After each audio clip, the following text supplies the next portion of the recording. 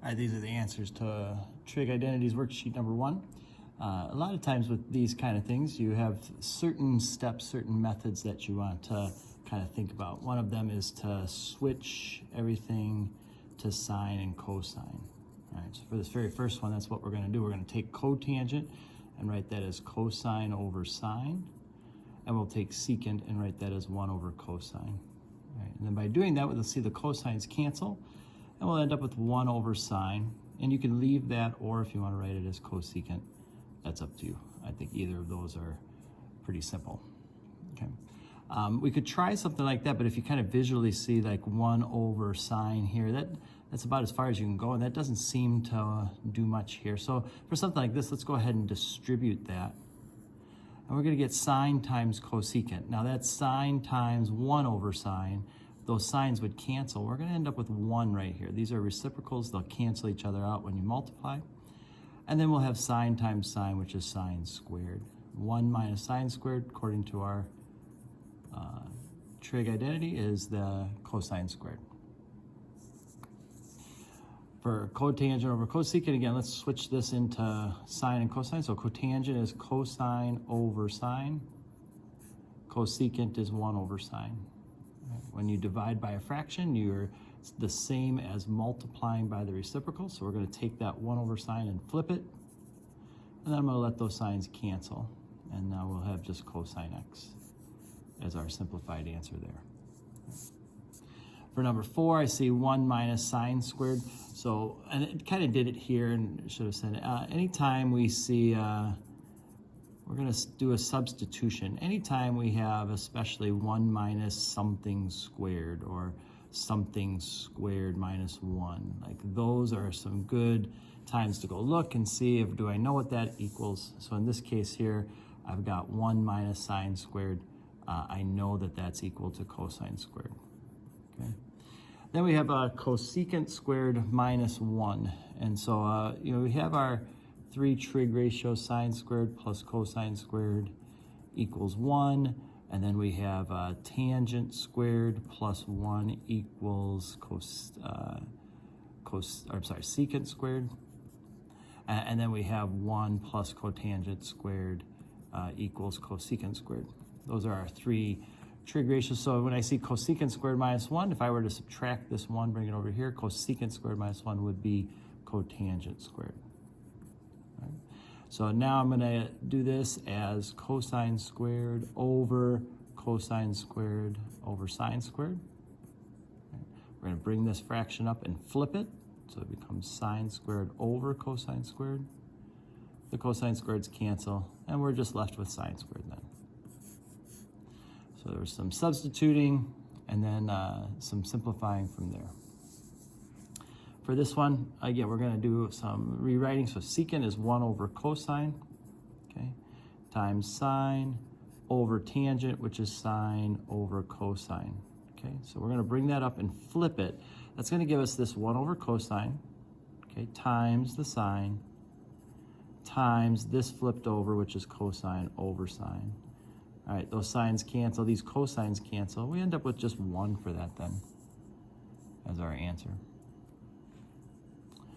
All right, and then we get this one. This one's a little strange, this cosine squared over 1 minus sine. The trick involved here is to rewrite cosine squared as 1 minus sine squared. And then to factor, we have a difference of squares here. We can factor that into 1 plus sine and 1 minus sine. Again, it's a kind of almost unsimplifying, right? Like we're used to kind of doing it the other way, getting something simpler, but by kind of breaking it back into this, that cancels there, and we're left with just 1 plus sine then as our answer. Okay. Again, a little tricky on that one because of having to almost unsimplify it to get there. Right. For this one here, we're going to rewrite the tangent. So this will be sine times sine over cosine plus cosine. And we're going to see that this is going to give us sine squared here over cosine plus cosine. Now, I want to get a common denominator in order to put these together. So since this doesn't have a denominator, I'm going to give it the denominator cosine, But to do that, I'm going to have to multiply top and bottom by a cosine, which will create a cosine squared on the top. So you can see right here, if I were to cancel one of these cosines, I'd get right back to that cosine that I wanted.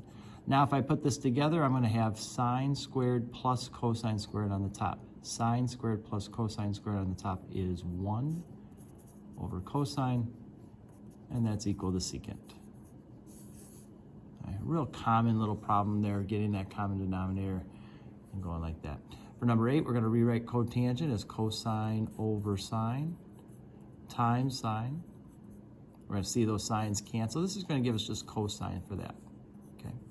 And over here, if we do this, we get sine over cosine times cosine. The cosines cancel, and now we end up with sine. Right? We get cosine plus sine. If you look at your sheet, there's nothing that says anything about cosine plus sine. So we're going to be done right there. For number 9, I'm going to rewrite these two here. So we're going to have cosine A times cosecant, which is 1 over sine, over tangent, which is sine, over cosine. All right. Now we're going to bring that up and flip it. So up top, we have the cosine times 1 over sine. I'm going to put that on the bottom now. Okay, so there's this part right here kind of combined together. All right, we're going to multiply it by the flip of that, which is cosine over sine.